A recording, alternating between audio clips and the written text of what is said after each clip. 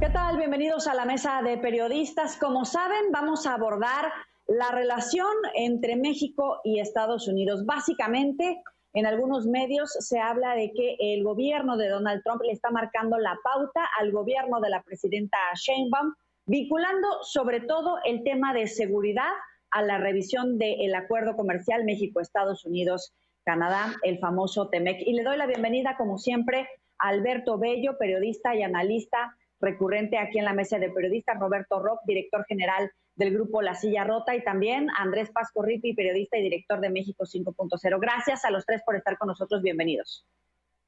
Gracias, saludos.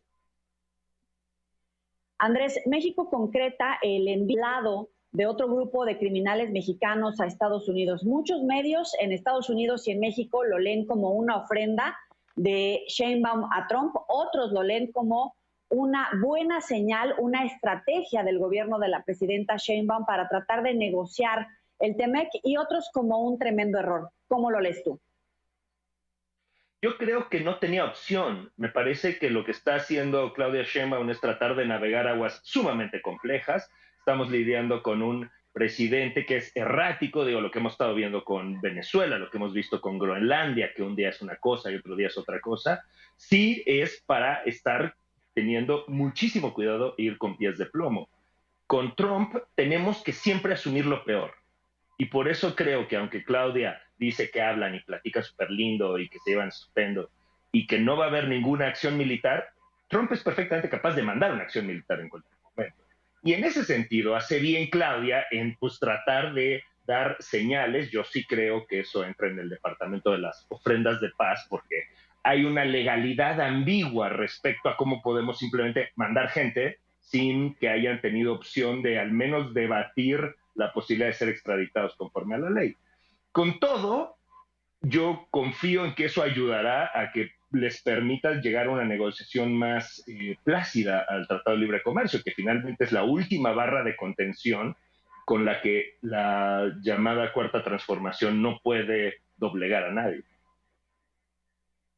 Roberto, ¿coincides? ¿Es lo que nos toca, es lo que hay y hay que tratar de avanzar, o hay un margen de error? Mira, yo coincido con Andrés en lo esencial.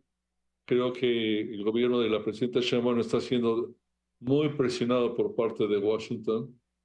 Hemos recogido por parte de algunos funcionarios norteamericanos, tanto aquí, vía la embajada, como en el propio Washington, frases como: hagan ustedes esto, no nos obliguen a nosotros a hacerlo, hagámoslo juntos, no nos obliguen a nosotros a intervenir directamente.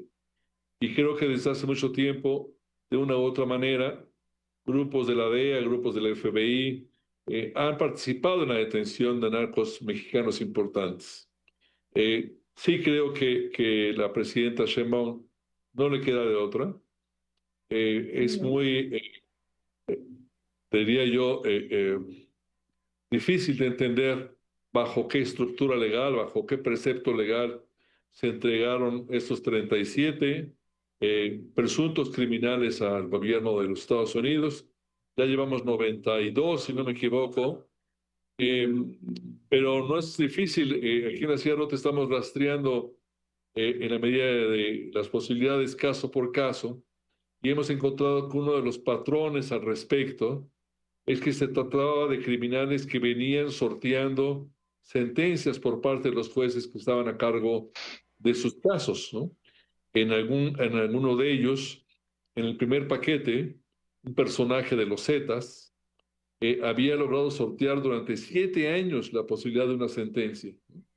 Se trata de jueces que han sido amenazados de muerte, se trata de jueces que están un poco o mucho a la intemperie, y también algunos de este último bloque. Uno de ellos estaba señalado por la desaparición, el reclutamiento y desaparición de jóvenes en Jalisco, presumiblemente asesinados, y el juez había determinado que no era un personaje con la suficiente peligrosidad como para no permitirle que esperara el proceso en su casa. Entonces el señor estaba cómodamente instalado en su casa a ver qué decidía el juez. Frente a este tipo de realidades, uno se pregunta: ¿qué nos queda en este tipo de presión por parte de Estados Unidos?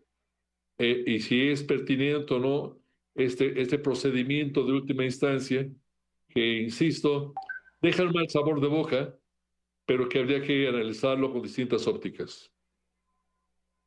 Alberto, ¿coincides? Yo no sé si hay de otra, o sea, lo que no sabemos es realmente qué está pidiendo Estados Unidos. No creo que Estados Unidos entregue una lista de 37 criminales y el gobierno mexicano los entregue inmediatamente. Imagino que el proceso es que Estados Unidos está pidiendo cosas bastante más complicadas y que el gobierno mexicano en esa negociación hay cosas que sí concede y otras que no. Porque mi gran pregunta es, porque hablamos, no, es que México está entregando esto para negociar mejor el TEMEC, pero la pregunta es, ¿con qué vamos a negociar el TEMEC?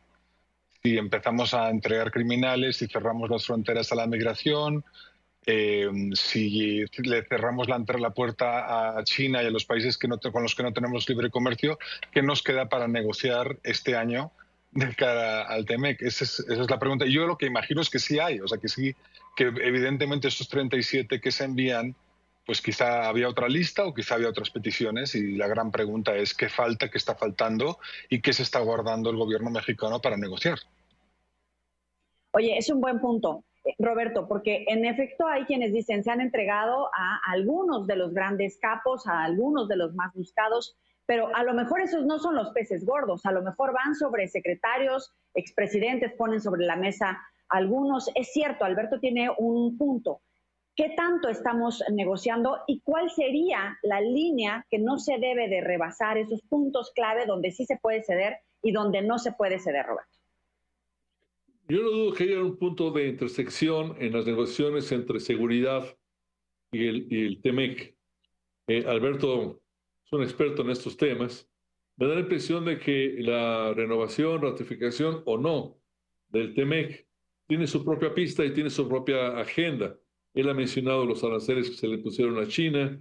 Tenemos encima ya aranceles de aluminio para otro tipo de productos o de materias primas. Evidentemente está pues un poco en riesgo, yo diría, o en un riesgo importante la renovación del TEMEC después de múltiples comentarios del presidente Trump. Sin embargo, todo indica que el mercado norteamericano, la industria, el comercio, considera que el TEMEC es fundamental para Estados Unidos también. Habrá que ver cómo se redondea esto y qué otros elementos adicionales incluye cada país para negociar o para renovar el TEMEC. Estamos viendo mucha incertidumbre por parte de Canadá. Si el TEMEC se hubiera tenido que renovar ayer, yo estoy seguro que Canadá se hubiera levantado de la mesa. ¿Cómo va a hacer esto en algún momento ya crucial? Pues el nivel de incertidumbre es muy grande. Sobre el tema de los narcos, es una práctica muy común de Estados Unidos. A los primeros días de la toma de posesión de Andrés Manuel López Obrador en 2019, Estados Unidos le presentó una lista de 45 criminales mexicanos que quería que fueran extraditados a la Unión Americana. López Obrador recibió a personajes que vinieron a su toma de posesión, al embajador entonces, les echó un rollo sobre otros temas y el grupo se trasladó a la Embajada de Estados Unidos y la representación mexicana que corrió a cargo de Alejandro Gertz Manero, nuestro flamante embajador en Londres, y de Julio Scherer Ibarra, en ese momento el consejero jurídico de la presidencia, ofrecieron que paulatinamente se iba a dar esta entrega hacia Estados Unidos. Realmente se avanzó poco en esa lista de 45. No sé cuántas listas habrá, no sé qué perfil de listas habrá. Mucha gente dice que hay una lista que incluye a políticos, a gobernadores, a dirigentes partidistas, incluso al círculo cercano del expresidente López Obrador. Hasta ahorita no hay nada concreto al respecto, ¿no? Hay mucha especulación. Habrá que ver la evolución de este tema. Andrés, y te pongo el mismo tema sobre la mesa. ¿Podemos descartar que a Trump no se le ocurra desarrollar un operativo como el que hizo en Venezuela y precisamente esa sea la moneda de cambio, evitar ese tipo de operativos, un gran golpe en términos políticos para el combate al narcotráfico en México a cambio de esas entregas hasta ahorita de menos de 100 criminales mexicanos a Estados Unidos? Bueno, sí, antes de abordar eso, hay una cosa que dijo Roberto que quiero retomar porque me parece muy importante. El asunto es de, mandamos a estas personas en un limbo legal, sin claridad exactamente, la mayoría o muchos de ellos, al menos sin sentencias firmes, etcétera, y personas con las que he hablado, con que hemos entrevistado, transmiten algo parecido a lo que dice Roberto de, pero igual, ¿qué íbamos a hacer con ellos? Si no los podían condenar, muchos de ellos están en la cárcel, viviendo bastante bien y operando redes criminales desde la cárcel. Entonces es como esta contradicción soberanística de que pues parece que está mal, pero al mismo tiempo tiene una lógica muy pragmática por parte del Gabinete de Seguridad de decir, desascámonos de estos vatos porque no tenemos nada que hacer con ellos. Me parece interesante. Una reflexión pragmática, un poco ilegal, pero interesante. Pero sobre lo que dices, siempre vamos a suponer, y tenemos que suponer, que Trump es capaz de pedir más y pedir cualquier cosa en cualquier momento. Eso no es algo que podamos descartar. Yo creo que tenemos que aprender mucho de lo que pasó con Groenlandia en estos días, ¿no? Y el tema es que sube la apuesta y sube la apuesta y sube la apuesta hasta que se dio cuenta que ya la había subido demasiado. Y ahí pues ya echó para atrás, fingió una victoria que no realmente tuvo. Nosotros podemos suponer que va a pasar algo parecido. El tema es que, claro, México no tiene las herramientas europeas para meter ese tipo de presión. Entonces, lo que podemos suponer es que nuestros aliados aquí van a ser los inversores estadounidenses que van a poder tener influencia en la Casa Blanca de decir, esto nos beneficia porque tenemos todas estas industrias acá y quizá a ellos les pida algún cambio. México tiene un par de cosas todavía que negociar. En efecto, lo que se ha mencionado muchas veces de una lista de políticos que estoy seguro que Claudia los va a proteger hasta el final de sus días porque sería darse un balazo en el pie, entregar a Adán Augusto o al gobernador Rocha o a los que se han mencionado. Pero también pues tenemos algunas otras cosas pequeñas, como por ejemplo nuestras relaciones en América Latina, el tema cubano. Yo creo que el tema cubano es una de las cosas que se mantienen ahí, como que todavía podemos mandarles, de pronto decidimos dejar de recibir a sus médicos o mandarles gasolina y petróleo. Hay elementos ahí, pero insisto, en cualquier momento nos suben la apuesta y dependerá de muchos factores que esa apuesta no se vuelva insostenible para nosotros. Con los resultados que ha entregado México en materia de seguridad en estos días, con las posturas que han expresado tanto el gobierno de Estados Unidos como el gobierno de Canadá, la presidenta Claudia Sheinbaum dice que México va a trabajar para que no se rompa el tratado comercial. Alberto, es momento de empezar a explorar estos escenarios, que no se rompa, que vengan acuerdos bilaterales o que definitivamente tengamos que transitar a otro modelo económico que no tenga esa dependencia que hoy tiene México con Estados Unidos. Bueno, la dependencia la vamos a tener siempre, la relación va a existir siempre porque es la economía más grande del mundo y la tenemos pegada a la frontera. Pase lo que pase, eso tiene un efecto inmediato. O sea, esa dependencia no va a dejar de existir. Lo que está en la mesa es, uno, si seguimos con un tratado trilateral. Canadá claramente pues está moviéndose para mostrar al mundo que no depende de Estados Unidos de una manera un poco voluntarista y habrá que ver qué sucede, pero bueno, es la decisión que está teniendo el primer ministro canadiense de distanciarse de Estados Unidos, buscar una economía más autónoma de Estados Unidos. Ya hoy le llegaron los mensajes de que cuidado con China, pero bueno, eso es lo que está intentando Canadá y esto lo que estamos hablando es que si se rompe esa relación trilateral, se rompe el tratado existente y empezamos en una negociación de cero que tiene sus riesgos. Trump también lo que sabemos es que Trump ha dicho creemos que esto es la ley del más fuerte, el que tiene más poder económico y más poder militar es el que toma las decisiones que quiere y que le benefician para sus intereses. Es un modelo de negociación bastante diferente al que hemos tenido en el pasado, donde se pensaba que el TEMEC iba a ayudar a México a contener la migración, que había un yo te doy, tú me das. Esto pues no es lo que está diciendo Trump. Entonces, en ese sentido, entiendo perfectamente el temor de que se rompa lo existente.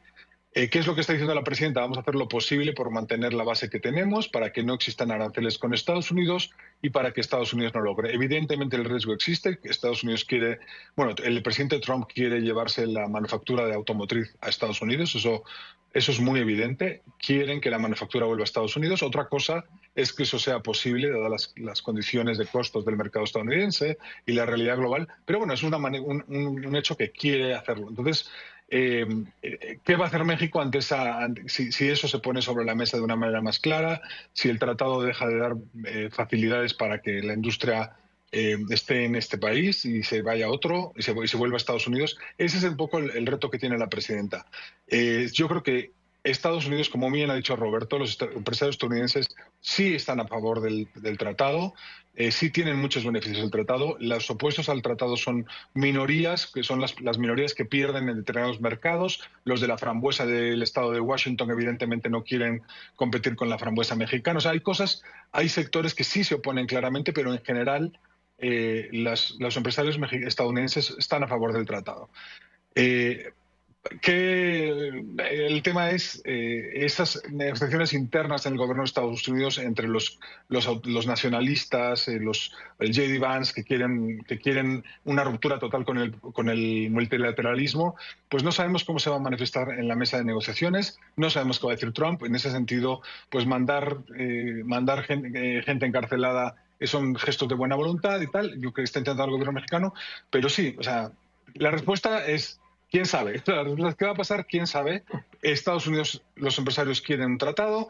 El presidente estadounidense está presionado a acabar con los tratados internacionales de libre comercio, pero no sé. Yo sí creo que vamos a tener que va a haber unos costos, que el tratado actual que vamos a quedarnos con un tratado mucho más caro para el empresario mexicano del actual. Eso es lo que yo veo a mediano plazo. Andrés, ¿cómo lo ves? Creo que tiene toda la razón, Alberto, y hay elementos adicionales que considerar, que es, en México hay una serie de industrias que además del Tratado de Libre Comercio están enfrentando unos desafíos muy importantes. Uno muy específico es la extorsión. El tema de la extorsión está ya significando un problema.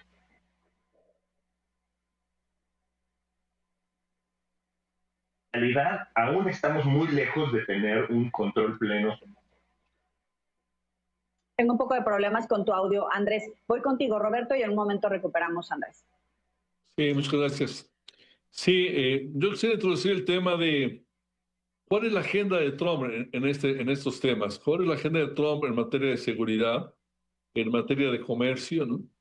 Yo creo que cuando se plantea, es que seguramente Trump quiere acabar con Morena y con los narcopolíticos de Morena y de otros partidos, y uno se voltea a Venezuela, uno diría, al personaje le vale un cacahuate la corrupción, la antidemocracia, la tiranía, la dictadura del régimen de Venezuela.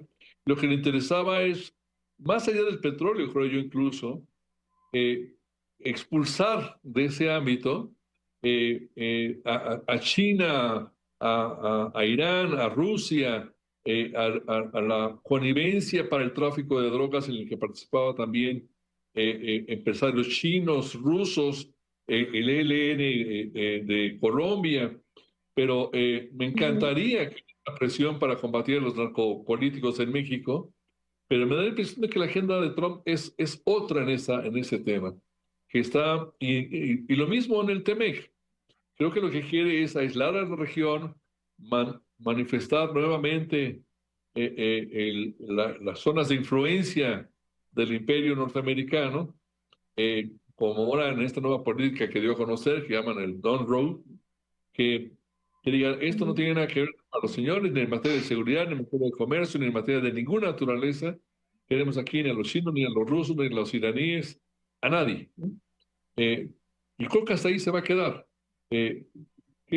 A partir de la luz de eso, ¿qué pasa con el TEMEC? Pues no lo sé. ¿Cómo va a actuar México? México está en un lapso muy corto, coqueteó mucho con Canadá. Ya se sabía, yo diría, esperaría que el gobierno mexicano supiera que iba a pasar por el premier canadiense en Davos. Recibió a la gobernadora general de Canadá. La presidenta Sheinbaum emitió comentarios muy favorables al discurso del premier canadiense. Es un juego como de ajedrez muy cauteloso, que no sabemos cómo va a evolucionar. A mí me da la impresión de que Trump va a intentar, pero insisto, los caballeros saben mucho más de eso, va a intentar tener tratados bilaterales de comercio. Yo veo tal vez ya una mesa bilateral, y posiblemente una mesa bilateral con Canadá.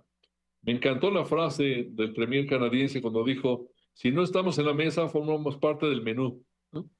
La pregunta será, ¿en estos temas, México está en la mesa o forma parte del menú?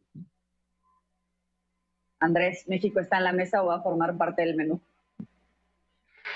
Buena pregunta. En efecto, estoy de acuerdo que es una gran frase. Y bueno, perdón que tuve ahí un problema de comunicación. Creo que México está ahorita muy, muy en el menú. Entonces, por eso también estamos ofreciendo todo lo que podemos ofrecer. Y creo que una de las cosas que se pueden ofrecer es realmente contribuir a crear un sistema mucho más sólido de procuración de justicia en México. Y este es parte de los problemas que estamos enfrentando en este momento, que es que los empresarios estadounidenses que hablan con Trump y que hablan con la Casa Blanca están diciendo, esto que pasó con la elección judicial es un desastre para nosotros, porque puede pasar cualquier cosa, ¿no? Hay grupos empresariales que se sienten muy amenazados por, de pronto, nuevas decisiones del SAT, etcétera, etcétera. Trump es perfectamente capaz de poner todo eso sobre la mesa y poner al gobierno de la 4T en una situación muy compleja de tener que ver cómo matiza cosas que para la presidenta Sheinbaum son muy difíciles de controlar. Ya vemos que hay la ministra Lenia Batres más o menos se siente con autoridad a hacer lo que sea, etcétera. Entonces, los hilos de la presidenta de poder no son tan fuertes como los que tenía López Obrador, que en efecto podía medio jugar a ganar tiempo, podía imponer lo que quisiera. Andrés Manuel logró mantener una relación muy buena con el primer Donald Trump, ¿no? Logró que le entregaran a Cienfuegos, por ejemplo. Sí. Claudia no está en esa posición, entonces sí va a requerir de mucha astucia, pero de mucha capacidad de hacer un menú suficientemente apetecible para que pues, se lo coman eso y no nos coman nosotros.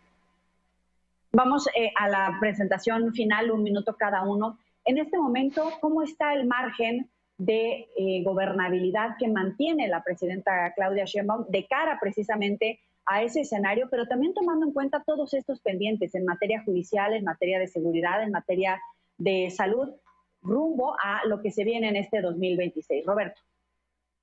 Yo creo que la presidenta Sheinbaum mantiene un margen importante de gobernabilidad.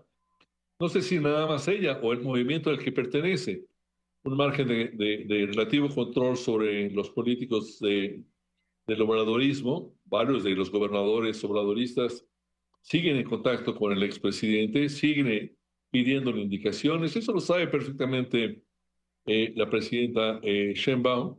Creo que no quiere desligarse de ese asunto. Creo que no lo veo que esté en su agenda, en su interés, en su estrategia, por lo menos hasta ahora, ¿no? Cuando decimos, yo creo que puede haber un operativo, nada más quiero pensar, un operativo norteamericano para extraer a algún narcotraficante muy importante, ya lo hizo. En julio de 2024 se llevó nada más que a Zambada. Claro. No fue una pieza menor, ¿no? Hoy se anunció una detención del Botox en Michoacán, un personaje peligrosísimo, peligrosísimo. No me lo imagino esa operación sin la participación de la DEA, del FBI, etcétera. Creo que esto está avanzando.